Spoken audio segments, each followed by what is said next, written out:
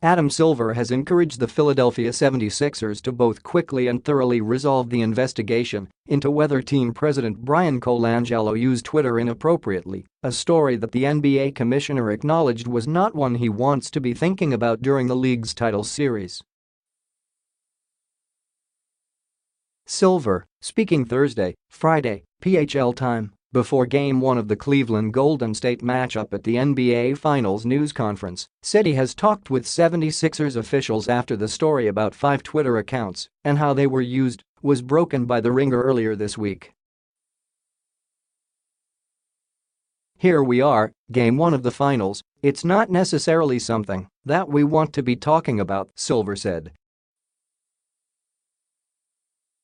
"But it's the reality of this league. And so I have no information beyond that, other than that investigation is underway." The 76ers retained an independent law firm to determine whether Colangelo used the Twitter accounts.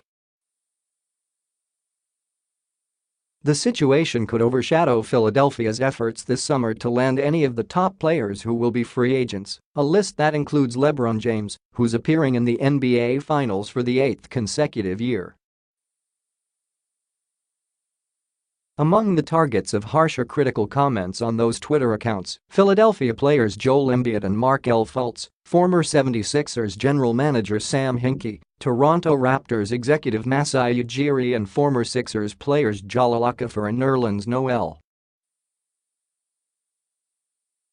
Embiid has said he does not believe that Colangelo wrote the tweets, dismissing the story as insane. Colangelo has acknowledged using one of the accounts to monitor NBA happenings. "Let's find out what's going on," Silver said. "We have to separate the chatter and sort of what either fans or frankly the media are saying from the facts.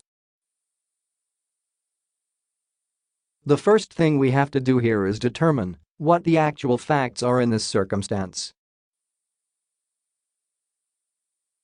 Silver touched on many other topics in his annual address, including sports betting.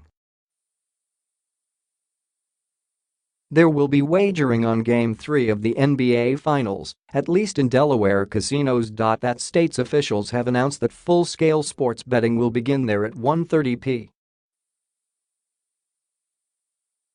Tuesday, Wednesday, PHL time, one day before the series between Golden State and Cleveland shifts to the Cavaliers' home floor. Delaware is the first state to take advantage of a recent U.S. Supreme Court ruling that now permits states to allow sports wagering. Delaware has been permitted to offer parlay wagers on NFL games since 2009 and has had sports betting legislation on its books for nearly a decade. Other states are trying to follow suit quickly. The NBA has told states it is seeking a 1% cut of betting, which it is calling an integrity fee, to help offset the costs of enforcement incurred by the league office and also to serve as a royalty. The real issue as we move to new jurisdictions that are legalizing sports betting is access to information, Silver said. That's one of the things we have sought in model legislation. And so what we can do is going to depend in large part on the quality of the information we can get from these states. Silver said the NBA game is the league's intellectual property, and we think we should be compensated for it. Sterling Brown. Silver has seen the footage of police using a taser on Milwaukee guard Sterling Brown during an incident outside a Walgreens store in January, one that started over a parking violation.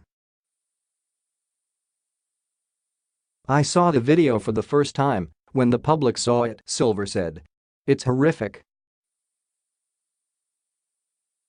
For any of us, regardless of the fact that he's an NBA player, it was difficult to watch.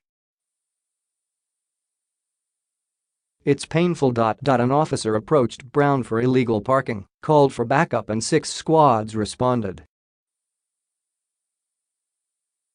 Silver said has also had conversations with the player's father, Chris Brown, a Chicago police officer for many years. "It's a reality in our country right now that there's a disconnect often between young people of color, especially in police officers, incidentally black and white," Silver said. "And one of the things the league has undertaken, led in many ways by our players and by our leading players, has been to find ways to build bridges in communities, to create dialogue directly between young people and police officers." Silver said some NBA teams have had meetings with police in various communities, trying to improve relations. Expansion. Silver said there are no plans for expansion, though lauded the success of the NHL's first-year Vegas Golden Knights, who are in the Stanley Cup final against the Washington Capitals. He also congratulated Ted Leonsis, who owns both the Capitals and the NBA's Wizards. "Invariably, it's only natural for any business to grow and expand at some point," Silver said.